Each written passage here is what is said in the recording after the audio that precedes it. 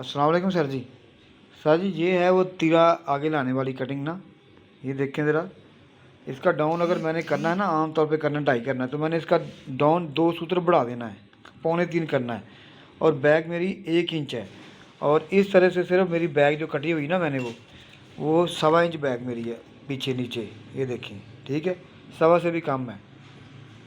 ठीक हो गया। और इधर मेरी बैग जो है वो 1 इंच ऊपर है।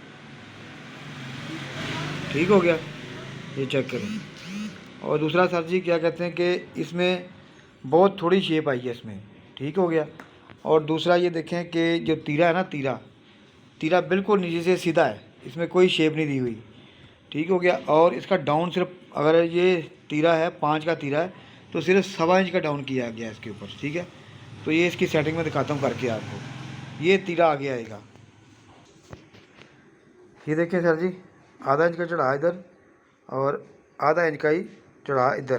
ठीक है, और आधा इंच का ही चढ़ा इधर, ये देखिए। ठीक हो गया। और आधा इंच का चढ़ा इधर, ये देखिए तीरे की सेटिंग ये आती है इसके ऊपर।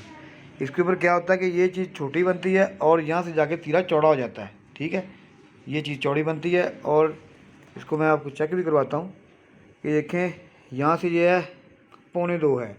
ठीक है, 1.25 तकरीबन, ये 1.25 देखें। ठीक है, और इधर जाके ये हो जाएगा तकरीबन 2.5 सूत्र कम। तो ये साजी ये तीरा आगे आता है इस कटिंग में।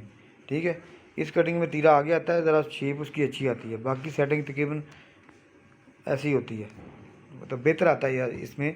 बस इसमें ये आता है कि आपकी जो, जब बाजू जोड़ना ना आपने, तो बाजू आपका जोड़ते वक्त इस बाजू का सेंटर और आता है, और तीरे का सेंटर इधर आएगा, और बाजू का जो सेंटर है वो इधर आएगा। ठीक है, तो ये वजह बनती है।